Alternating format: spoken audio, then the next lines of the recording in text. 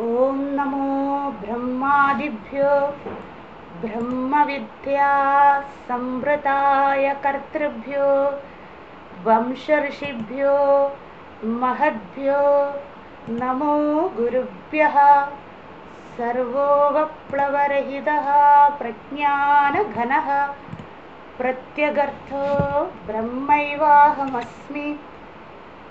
ओम पूर्णमदः पूर्णमिदं पूर्णात् पूर्णमुदच्यते पूर्णस्य पूर्णमादाय पूर्णमेव अवशिष्यते। ओम शांति शांति शांतिः। हरिः ओम श्री गुरुभ्यो नमः। हरिः ओम। യാജ്ഞവൽക്യ മഹർഷിയെ നമസ്കരിച്ചുകൊണ്ട് അഥ ശുക്ലയജുർവേദീയ കാണ്വശാഹ ബൃഹദാരണ്യക ഉപനിഷത്ത് തൃതീയ അധ്യായം ജൽപരൂപ ഉപപത്തി പ്രകരണം അഷ്ടമ ബ്രാഹ്മണം അക്ഷരബ്രാഹ്മണം പ്രഥമ മന്ത്രം. അധഃ വാജജ്ഞവീ ഉവാച ബ്രാഹ്മണാ ഭഗവന്തഃ ഹന്ത അഹം ഇമേ ദ്യൗ പ്രശ്നോ വക്ഷ്യാമി तौ चेत् मे वक्ष्यति न वै जातुं युष्माकम् इमं कच्चित् ब्रह्मोद्यं जेद इति पृच्छगार्गी इति. द्वितीयमन्त्रं. साहोवाच अहं वै त्वा याज्ञवल्क्यं यथा काश्यो वा वैदेहो वा उग्रपुत्र उज्जं धनुः अधिज्ञं कृत्वा द्यौ बाणवन्दो सपत्नादि व्याधिनो हस्ते कृत्वा उपोदिशेत्. एवमेव अहं त्वा दाभ्यां प्रश्नाभ्याम् उपोदस्तां तौ मे ब्रूहि इति पृच्छगार्गी इति. तृतीयमन्त्रम्. साहोवाच यत् ऊर्ध्वं याज्ञवल्क्य दिवः यत् अवाक् पृथिव्याः यत् अन्तरः द्यावा पृथिवी इमे यत् भूतं च भवच्च भविष्यद् च इति आचक्षते. कस्मिन् तद् ओदं च प्रोदं च इति. चतुर्थमन्त्रम्. सहोवाच यत् ऊर्ध्वं गार्गी दिवः यत् अवाक् पृथिव्याः यत् अन्तरः द्यावा पृथिवी इमे यत् भूतं च भवच्च भविष्यत् च इति आचक्षते. आकाशः तत् ओदं च प्रोदं च इति. ജനക മഹാരാജാവിൻ്റെ യുദ്ധസഭയിൽ ദ്വിതീയ ആവർത്തി ഗാർഗി പ്രശ്നവുമായി വന്നിരിക്കുകയാണ്. നമ്മുടെ മനസ്സിൽ ആ സഭാമണ്ഡപം ഉണ്ടായിരിക്കണം. ഗാർഗിയുടെ ചോദ്യത്തിനു മുമ്പുള്ള നാടകീയമായ രംഗങ്ങളൊക്കെ ഗാർഗി പറഞ്ഞു. എല്ലാവരെയും വന്ദിച്ചു, അവരോട് അനുമതി ചോദിച്ചു. എന്നിട്ട് യാജ്ഞവൽക്യ മഹർഷിയോട് പറഞ്ഞു, എൻ്റെ 2 ബാണങ്ങളെ ഏൽക്കുവാൻ അങ്ങ് തയ്യാറായിക്കൊള്ളൂ. യാജ്ഞവൽക്യ മഹർഷി പറഞ്ഞു, പൃച്ഛഗാർഗി ഇതി. ഗാർഗിയുടെ ചോദ്യം നമ്മൾ കണ്ടിരുന്നു. എന്താണ് സകല ലോകങ്ങൾക്കും സകല കാലങ്ങളേക്കും ഓതപ്രോതമായിരിക്കുന്നത് എന്ന് ഗാർഗി ചോദിച്ചു. യാജ്ഞവൽക്യ മഹർഷി ചതുർത്ഥ മന്ത്രത്തിൽ അതിന് പറഞ്ഞു, ആകാശഃ, ആകാശം ആകുന്നു ഗാർഗി എന്ന് മറുപടി പറഞ്ഞു. നമ്മൾ കണ്ടിരുന്നു അവസാനം അല്ലേ. ആകാശഃ തത് ഓദം ച പ്രോദം ച ഇതി അല്ലെ. ആകാശം, പരമാത്മാവിനെ ഇവിടെ ആകാശ സ്വരൂപൻ എന്ന് എങ്ങനെയാണോ അന്തര്യാമി എന്ന് പറഞ്ഞത്, അല്ലെങ്കിൽ അമൃത സ്വരൂപൻ എന്ന് പറഞ്ഞത്, അല്ലെ സൂത്രാത്മാവ് എന്നൊക്കെ വിളിച്ചത്, അതുപോലെ തന്നെ ഇവിടെ ഗാർഗിയോടായി പറഞ്ഞു. ഗാർഗി അത് ആകാശമാകുന്നു എന്ന് പറഞ്ഞു. ഗാർഗി അത് കേട്ടിട്ട് പഞ്ചമ മന്ത്രത്തിലേക്ക് പോകാം നമുക്ക്. സാഹോവാച നമസ്തേ അസ്തു യാജ്ഞവൽക്യ യോ മാ ഏതം വ്യവോചഃ അപരസ്മൈ ധാരയസ്വ ഇതി പൃച്ഛ ഗാർഗി ഇതി. സാഹോവാച, ഗാർഗി യാജ്ഞവൽക്യ മഹർഷിയെ നമസ്കരിച്ചു. എൻ്റെ പ്രഥമ പ്രശ്നം അങ്ങ് തീർത്തു തന്നു അല്ലേ, അതിന് എൻ്റെ നമസ്കാരം. അതിൻ്റെ അർത്ഥം നമ്മൾ കണ്ടിരുന്നു. ഞാൻ അതിനെ അംഗീകരിക്കുന്നു, അങ്ങയുടെ മറുപടിയെ. അപ്പം ഗാർഗി ആരാണ്? നമ്മൾ ആ ബയോഡേറ്റയൊക്കെ എപ്പോഴും ഓർമ്മ വരണം ഗാർഗിയുടെ അല്ലേ, അതായത് ബ്രഹ്മവാദിനിയാണ്. അപ്പം ആകാശമെന്ന് പറയുമ്പോൾ ഗാർഗിക്ക് അറിയാം അത് അന്തരീക്ഷത്തിനെ അല്ല, നീലാകാശത്തിനെ അല്ല യാജ്ഞവൽക്യ മഹർഷി ഉദ്ദേശിക്കുന്നത്, അത് പരമാത്മ സ്വരൂപനെ. എന്തുകൊണ്ടാണ് പരമാത്മാവിനെ ആകാശം എന്ന് വിളിക്കുന്നത്? നമ്മുടെ കണ്ണുകൊണ്ട് കാണുന്ന നീലാകാശമുണ്ടല്ലോ, അല്ലെങ്കിൽ പഞ്ചമഹാഭൂതങ്ങളിലെ പ്രഥമ ഭൂതമായ ആകാശം എന്ന അന്തരീക്ഷം എന്നുള്ള അർത്ഥമുണ്ടല്ലോ. ഇത് രണ്ടും എന്താണ്? സർവവ്യാപിയാണ്. നമ്മുടെ കണ്ണുകൊണ്ട് കണ്ടു തീർക്കാൻ ഒരിക്കലും സാധിക്കില്ല, അല്ലെങ്കിൽ അളന്ന് ചിട്ടപ്പെടുത്തുവാൻ സാധിക്കില്ല ആകാശത്തിൻ്റെ വ്യാപ്തി. ആ വ്യാപനം എന്ന അർത്ഥമാണ് പരമാത്മാവിനെ ആകാശ സ്വരൂപൻ. ശ്രദ്ധിക്കണേ, എന്നൂടെ പറയാം. പരമാത്മാവിനെ ആകാശ സ്വരൂപൻ എന്ന് വിളിക്കാൻ കാരണം ആകാശം പോലെ വ്യാപിച്ചു കൊടുക്കുകയാണ് പരമാത്മ. അതുകൊണ്ടാണ് ആകാശം എന്ന് യാജ്ഞവൽക്യ മഹർഷി ഇവിടെ ഗാർഗിയോട് പറയുന്നത്. അപ്പോൾ അത് സർവവ്യാപിത്വം എന്ന ഗുണമാണ് യാജ്ഞവൽക്യ മഹർഷി, സർവവ്യാപിത്വം എന്ന ഗുണമാണ് യാജ്ഞവൽക്യ മഹർഷി ഇവിടെ ഉദ്ദേശിക്കുന്നത് എന്ന് ബ്രഹ്മവാദിനിയായ ഗാർഗിക്ക് മനസ്സിലായി. അതുകൊണ്ടാണ് ഗാർഗി അതിനെ എതിർക്കുകയൊന്നും ചെയ്യുന്നില്ല. ആ സഭാമധ്യത്തിലുള്ള ജനക മഹാരാജാവായിക്കോട്ടെ മറ്റ് പണ്ഡിതന്മാരൊന്നും എതിർക്കുന്നില്ല. അതുകൊണ്ടാണ് ഗാർഗിയുടെ അംഗീകാരമാണ് ഇവിടെ അസ്തു നമസ്തേ, ഞാൻ അങ്ങയെ നമസ്കരിക്കുന്നു. അതായത് അംഗീകാരം കുര്യാത്, ഞാൻ അതിനെ അംഗീകരിക്കും. അതായത് പ്രഥമ ഉത്തരഹ അഹം അംഗീകാരം കുര്യാത്, ഞാൻ അങ്ങയുടെ പ്രഥമ ഉത്തരത്തിനെ മറുപടിയെ അംഗീകരിക്കുന്നു അല്ലേ. ഗ്രാൻഡഡ് എന്നുള്ള അർത്ഥമാണ് ഇവിടെ പറയുന്നത്. അതിൽ ശ്രദ്ധയോടെ ഞാൻ തൃപ്തയാണ്. എന്നിട്ട് എനിക്ക് അടുത്ത ക്വസ്റ്റ്യൻ ഞാൻ അങ്ങയോട് ചോദിക്കുവാൻ തയ്യാറാണ് എന്ന് യാജ്ഞവൽക്യ മഹർഷിയോട് പറയുന്നു. യാജ്ഞവൽക്യ മഹർഷി എന്ത് പറയുന്നു? യാജ്ഞവൽക്യ ഉവാച പൃച്ഛ ഗാർഗി ഇതി, നീ ചോദിച്ചോളൂ ഗാർഗി. അപ്പം യാജ്ഞവൽക്യ മഹർഷിയോടായി ഗാർഗി എന്താണോ ആദ്യം ചോദിച്ച ഓതപ്രോതം അത് തന്നെ തുടരുകയാണ്. നമുക്ക് അതിലേക്ക് പോകാം. ഷഷ്ടമന്ത്രം മൂന്നാമത്തെ മന്ത്രവും ഒന്ന് തന്നെയാണ്. സാഹോവാച യത് ഊർധ്വം യാജ്ഞവൽക്യ ദിവഃ യത് അവാക് പൃഥിവ്യാഃ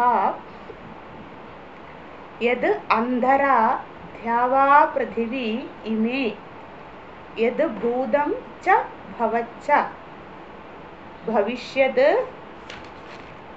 ച ഇതി ആചക്ഷതേ കസ്മിൻ തത് ഓദം ച പ്രോദം ച ഇതി. സാഹോവാച യത് ഊർധ്വം യാജ്ഞവൽക്യ ദിവഃ യത് അവാക് പൃഥിവ്യാഃ യത് അന്തരാ ദ്യാവാ പൃഥിവി ഇമേ യത് ഭൂതം ച ഭവച്ച ഭവിഷ്യത് ച ഇതി ആചക്ഷതേ കസ്മിൻ തത് ഓദം ച പ്രോദം ച ഇതി.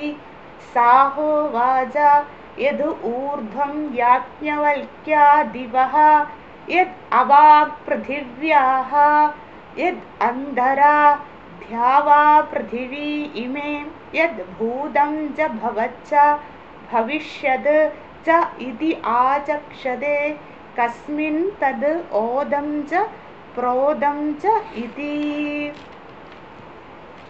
ചോദിച്ച ചോദ്യം തന്നെ ആവർത്തിക്കുകയാണ്. അതിൻ്റെ അർത്ഥം എന്താണ് നമ്മളിവിടെ മനസ്സിലാക്കേണ്ടത്?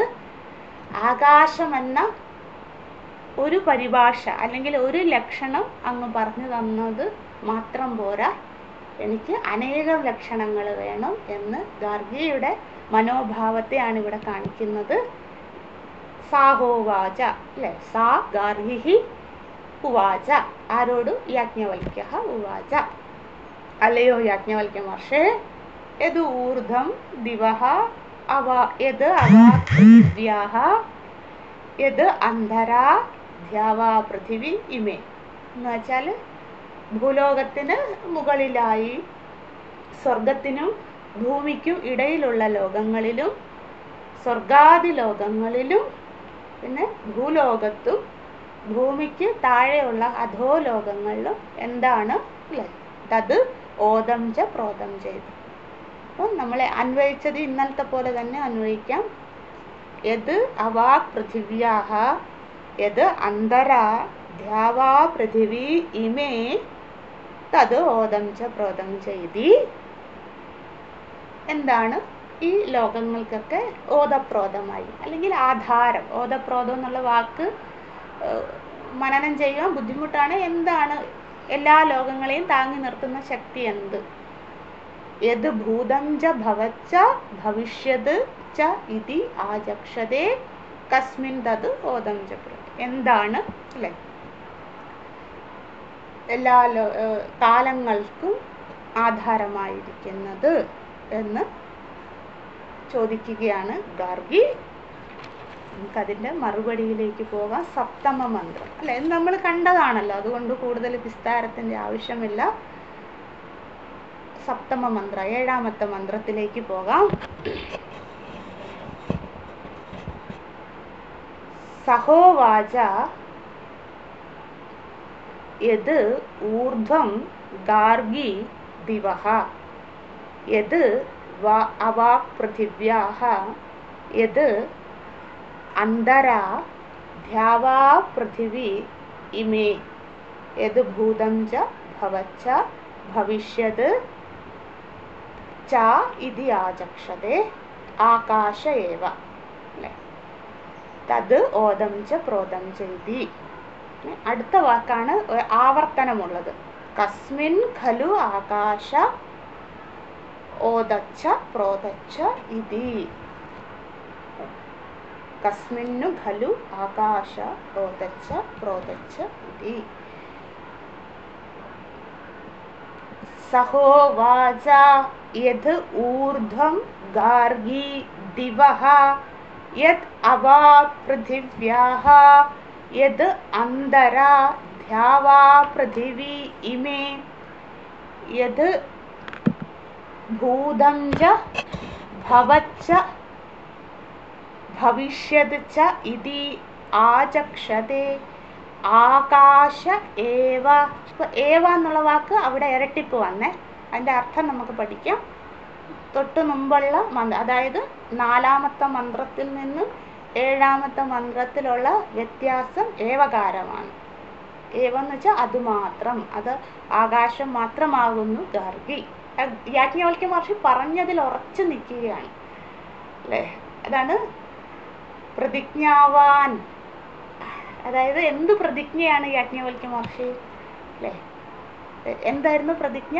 ജൽപരൂപ ഉപപത്തി പ്രകരണം. അതായത് എൻ്റെ മതം അദ്വൈതമാണ്, അത് ഞാൻ സ്ഥാപിക്കുക തന്നെ ചെയ്യും, ഞാൻ അതിൽ ഉറച്ചു നിൽക്കുകയാണ്.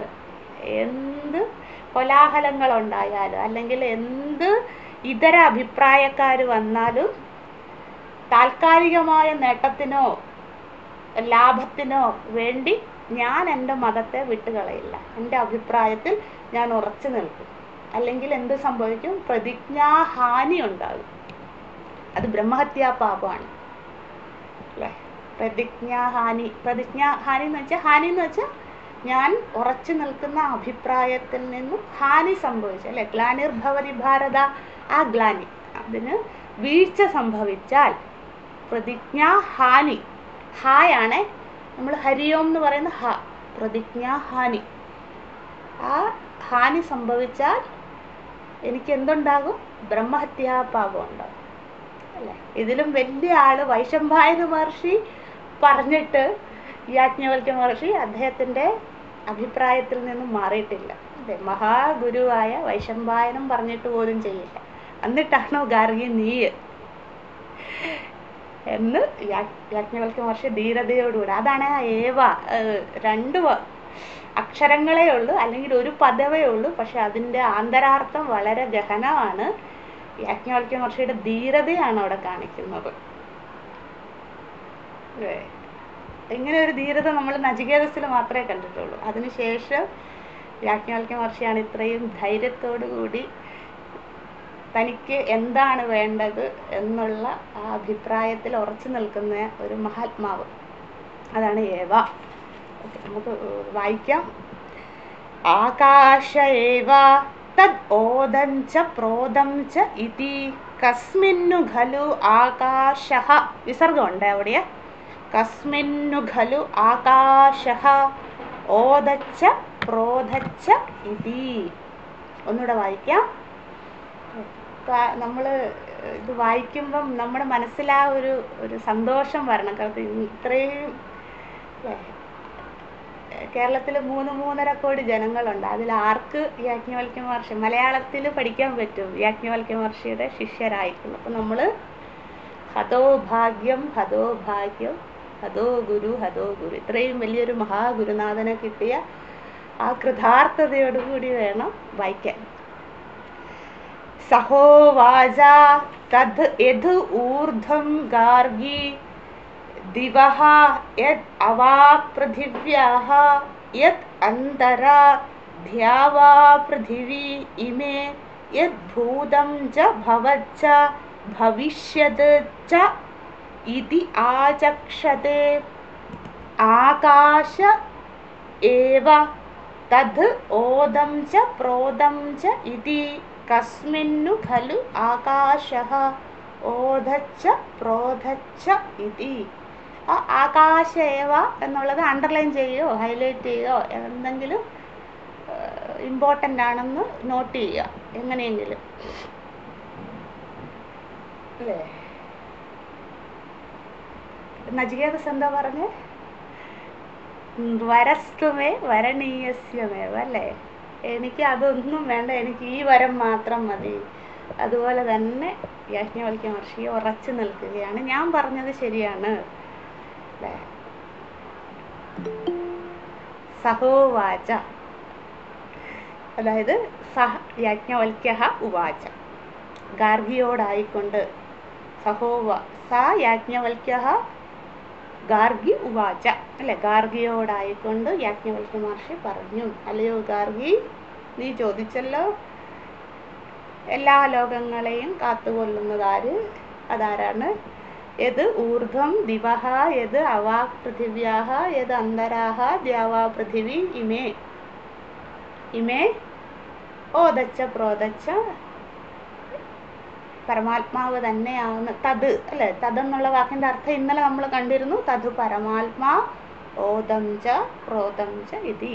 അത് പരമാത്മാവ് തന്നെയാണ്, അല്ലെ? ബ്രഹ്മന് തന്നെയാകുന്നു ഗാർഗി. അത് കഴിഞ്ഞ് യത് ഭൂതം ച ഭവച്ച ഭവിഷ്യത് തത് ഓദം ച പ്രോദം ച ഇതി. ഭൂതം, ഭാവി, വർത്തമാനം ഇത്യാദി കാലങ്ങളെ സൃഷ്ടിച്ചതും കാലസ്വരൂപനായിരിക്കുന്നതും പരമാത്മാവ് തന്നെയാകുന്നു. അതിനെ ആകാശമെന്ന് വിളിക്കുന്നു, അല്ലേ?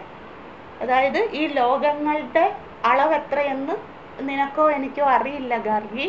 ഈ കാലം എന്ന് തുടങ്ങിയെന്ന് കാലം എന്ന് തീരുവെന്നും നിനക്കോ എനിക്കോ അറിയില്ല ഗാർഗി. ഇത് സർവവ്യാപിയായി അനന്തമായി തുടരുകയാണ്. അതുകൊണ്ടാണ് ഞാൻ ആ കാലസ്വരൂപനെ ആകാശസ്വരൂപൻ എന്ന് പറയുന്നത്. ആകാശേവ, അല്ലേ?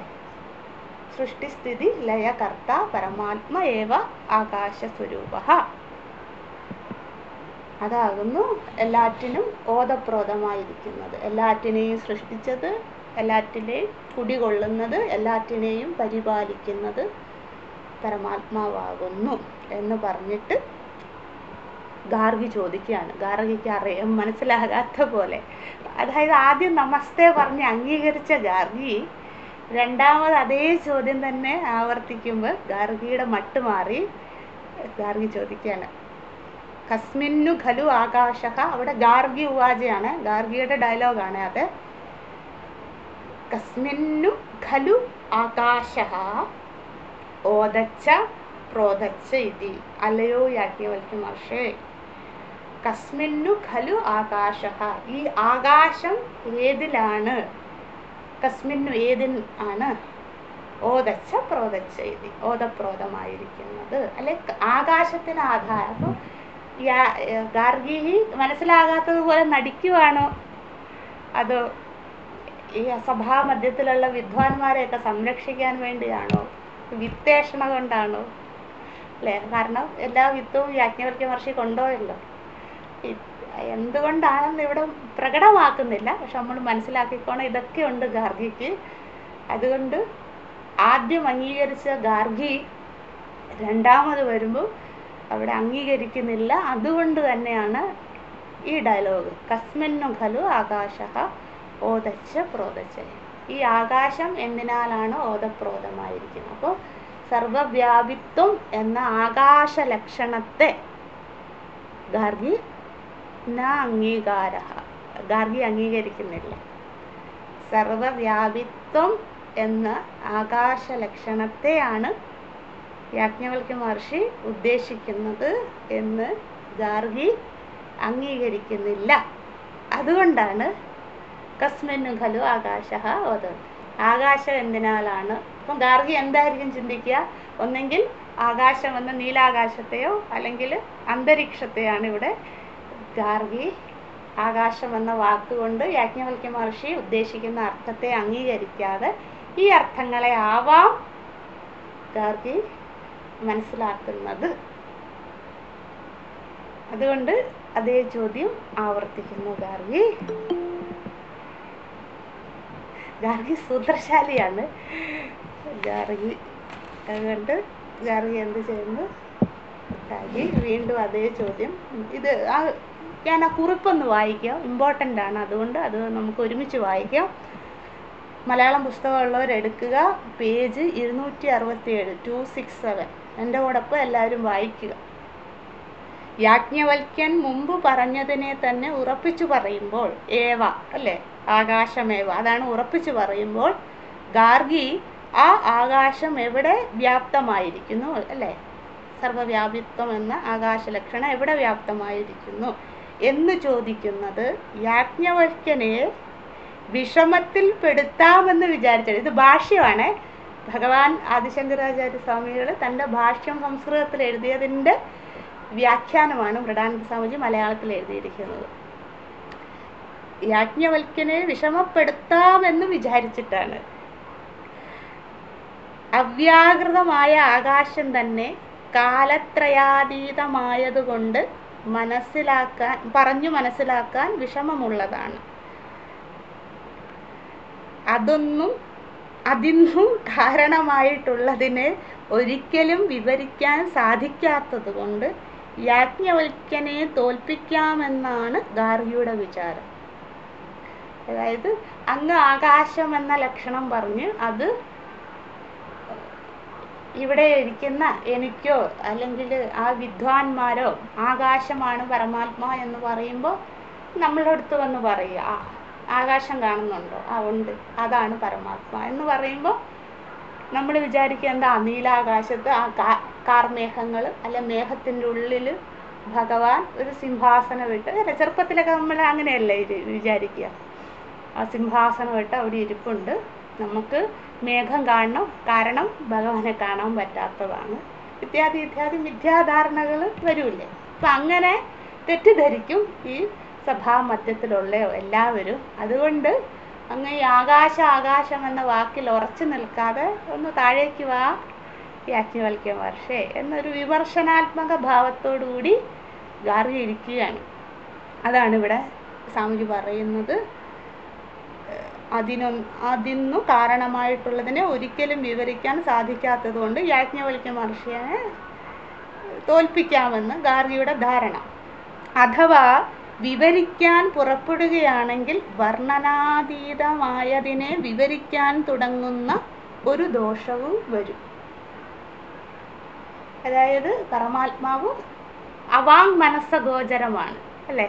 അതായത് മനസ്സിനാലും ബുദ്ധിയിനാലും അറിയുവാനോ വിവരിക്കുവാനോ സാധിക്കുന്നതിനും അപ്പുറമാണ് ഈശ്വരൻ എന്ന മഹാശക്തി. അപ്പോൾ അതിനെ അങ്ങ് ഈ ഒറ്റ വാക്കിൽ എങ്ങനെ വിവരിച്ചാൽ ഞങ്ങൾക്ക് എങ്ങനെ മനസ്സിലാക്കാനാണ് എന്നാണ് ഗാർഗിയുടെ പ്രശ്നം അല്ലേ? ഗാർഗിയുടെ ഇപ്പോഴത്തെ നിലപാടതാണ് അല്ലേ? എന്താണ്, അങ്ങ് ഒറ്റ വാക്ക് തന്നെ പറയാതെ അത് എല്ലാവർക്കും ഉൾക്കൊള്ളാൻ സാധിക്കണമെന്നില്ല. അപ്പോൾ അതുകൊണ്ട് കുറച്ചും കൂടെ വിസ്തരിച്ച് വേണം ഉത്തരം പറയേണ്ടത്.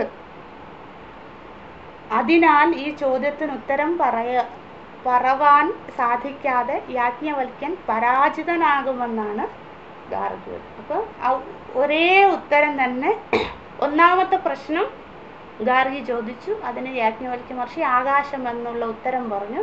അതേ പ്രശ്നം തന്നെ ഗാർഗി ആവർത്തിക്കുമ്പോൾ യാജ്ഞവൽക്യ മഹർഷിയും അതേ ഉത്തരത്തിൽ തന്നെ ഇങ്ങനെ പിടിച്ചു തൂങ്ങി നിൽക്കുകയാണെങ്കിൽ ഗാർഗിയുടെ വിചാരം എന്താ? ഇദ്ദേഹത്തിന് മറുപടി അറിയില്ല, അല്ലെങ്കിൽ പരമാത്മാവിൻ്റെ വർണ്ണന അറിയില്ല എന്ന് ഗാർഗി ധരിച്ചിരിക്കുകയാണ്. അപ്പോൾ യാജ്ഞവൽക്യ മഹർഷിയെ എനിക്ക് തോൽപ്പിക്കാം, പിന്നെ ഞാനായിരിക്കും ഏറ്റവും വലിയ ശ്രേഷ്ഠ അല്ലേ? എല്ലാ അംഗീകാരവും എന്നെ തേടി വരും, എല്ലാ പണ്ഡിതന്മാരും എൻ്റെ പാദ നമസ്കാരം ചെയ്യും, ഇത്യാദി ധാരണയാണ് ഗാർഗിക്ക്. അതാണ് ഇവിടെ സ്വാമിജി പറയുന്നത്. അപ്പം ഗാർഗിയുടെ ആ ഒരു മനോഭാവത്തിനെ നമ്മൾ മനസ്സിൽ കാണണം. ഗാർഗി തുടരുകയാണ്. ഇനി യാജ്ഞവൽക്യ മഹർഷി ഇത് കേട്ടിട്ട്, അതായത് ആകാശം മാത്രമാണ് പരമാത്മാ, അല്ലെങ്കിൽ ആകാശം എന്നൊരു ലക്ഷണം മാത്രമേ അല്ലയോ യാജ്ഞവൽക്യ മഹർഷി അങ്ങേക്ക് അറിയാവുള്ളൂ, എന്നിട്ടാണോ ഈ പശുക്കളെയും സ്വർണത്തിനെയും ജനക മഹാരാജാവിൻ്റെ പോലും, നമുക്കിപ്പോൾ ഒരാളൊരു സാധനം തന്നാൽ നമ്മൾ അദ്ദേഹത്തിന് ഞാൻ എന്നാൽ എടുത്തോട്ടെ, അല്ലെങ്കിൽ ഞാനിത് വീട്ടിൽ കൊണ്ടുപോട്ടെ, ഒരു അനുമതി പോലും ചോദിക്കാതെ അങ്ങ് സാമസ്രവസിൻ്റെ അടുത്ത് കൊടുത്തു വിട്ടത്, ഇത്രയും അഹങ്കാരിയാണോ അങ്ങ് എന്നുള്ള ഗാർഗിയുടെ മനസ്സിലുള്ള എല്ലാ ചോദ്യങ്ങൾക്കും ഉള്ള മറുപടി യാജ്ഞവൽക്യ മഹർഷി പറയുകയാണ്. 8ാമത്തെ മന്ത്രം, അഷ്ടമ മന്ത്രം.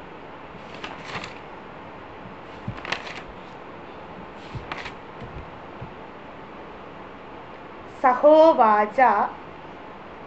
നിങ്ങൾ ആ വേർഡ് ബൈ വേർഡും കൂടെ നോക്കണേ, കാരണം ഇത് എല്ലാം പദം ഛേദിക്കാനുള്ളതാണ്.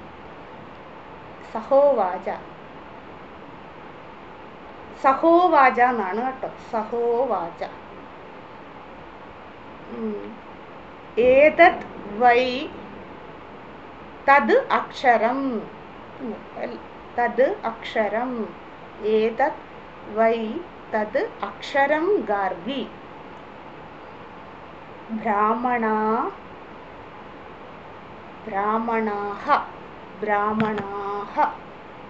അകാരം ആയതുകൊണ്ട് തൊട്ട് മുമ്പിൽ വിസർഗം ഉച്ചരിക്കണം, അതിൻ്റെ തൊട്ട് മുമ്പേ, അതായത് അതിന് അഭിവദന്തി എന്നുള്ള വാക്കല്ലേ, അവിടെ ആയല്ലേ, അപ്പം സ്വരാക്ഷരം വരുമ്പോൾ അതിന് പൂർവ പദത്തിന് വിസർഗം ഉച്ചരിക്കണം.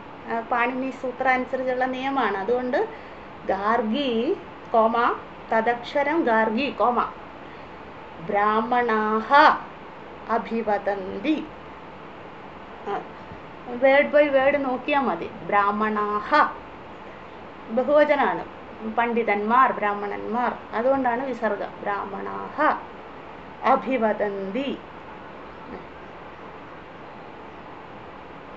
അസ്തൂലം, അസ്തൂലം അണണു, അഹ്രസ്വം, അസ്തൂലം അണനു അഹ്രസ്വം, അദീർഘം, അലോഹിതം, അസ്നേഹം, അച്ഛായം, അതമഹ, അവായു, അനാകാശം, അസംഗം, അരസം. അരസം എന്നാണ്. അരസമാന്നാണ് പുസ്തകത്തിലുള്ളത്. അങ്ങനെയില്ല. അരസം മകാരം അതിനോടൊപ്പം സായോടൊപ്പം ചേർത്ത് പൂജ ഇടുക. അരസം. അസംഗം അരസം. അത് കഴിഞ്ഞ് അഗന്ധം എന്നാണ്. ഗന്ധം എന്നുള്ളിടത്ത് ആ എഴുതുക. സംശയമുള്ളവർ ആ പദ വേർഡ് ബൈ വേർഡെങ്കിലും നോക്കിയാൽ മതി. അരസം, അഗന്ധം, എല്ലായിടത്തും ആയുണ്ട്. അഗന്ധം, അചക്ഷു, അചക്ഷുകം,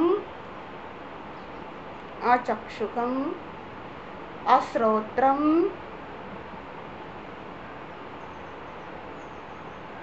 അവാക്, അമനഃ, അതേജസ്കം,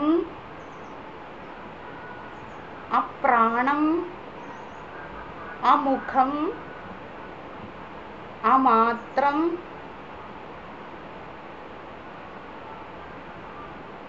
അനന്തരം,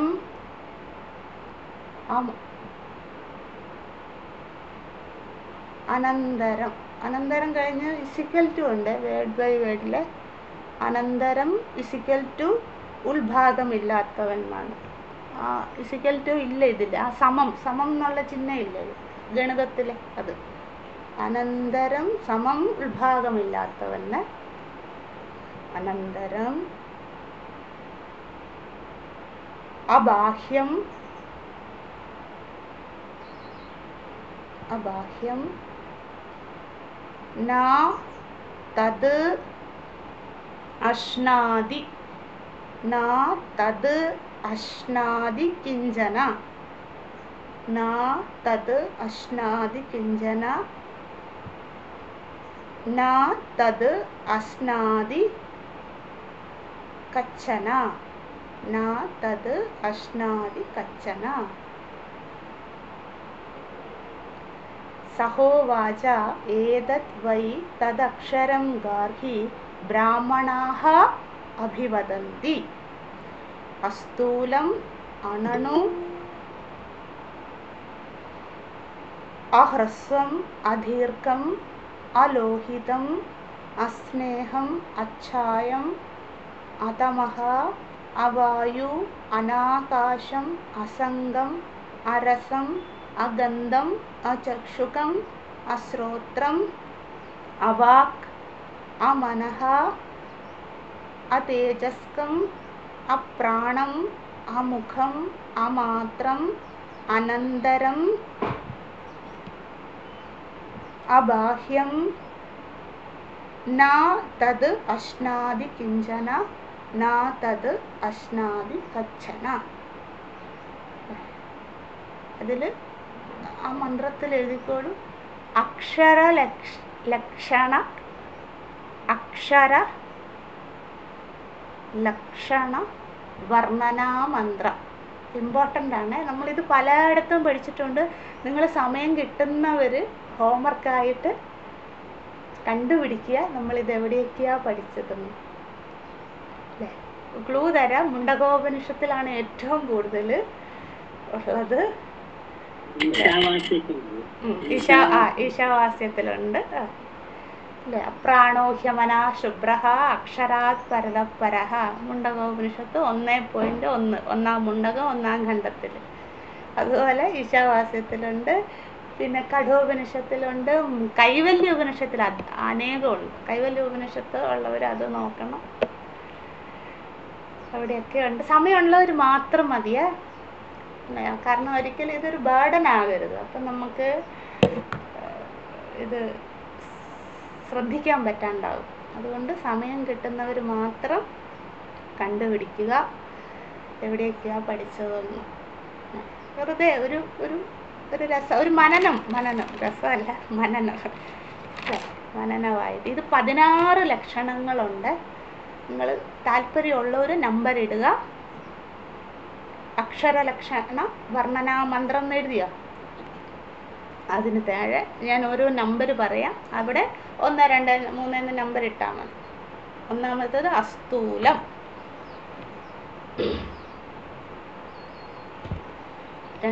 രണ്ട് അണണു, അവിടെ രണ്ടെന്നിടുക. 3 അഹ്രസ്വം. 4 അദീർഘം. 5 അലോഹിതം. 6 അസ്നേഹം. 7 അച്ഛായം. 8 അതമഹ. 9 അവായു. 10 അനാകാശം. 11 അസംഗം. അസംഗം പഠിച്ചത് ചാന്തോക്യ ഉപനിഷത്ത്. അസംഗോയി അയം പുരുഷ. അസംഗം 11. അഗന്ധം 12 അഗന്ധം. 13 അരസം. 14 അചക്ഷുകം. 15 അശ്രോത്രം. 16 അവാക്.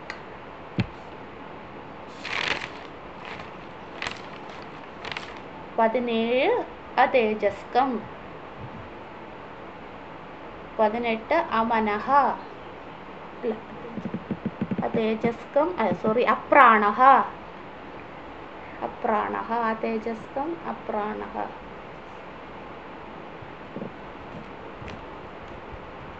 19 അപ്രാണഹ. 20 അമുഖഃ. 21 അമാത്രം. 22 അനന്തരം.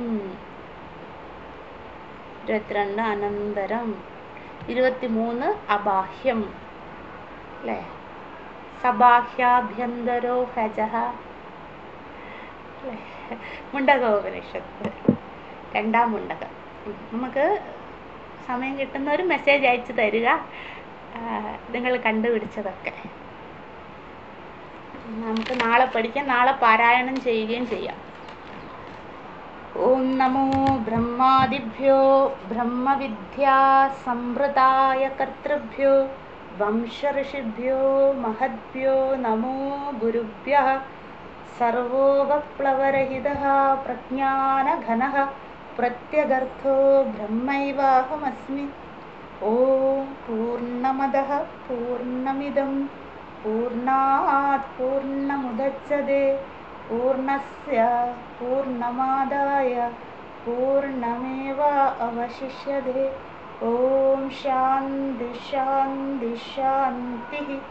ഹരി ഓം. ശ്രീ ഗുരുഭ്യോ നമഃ. ഹരി ഓം.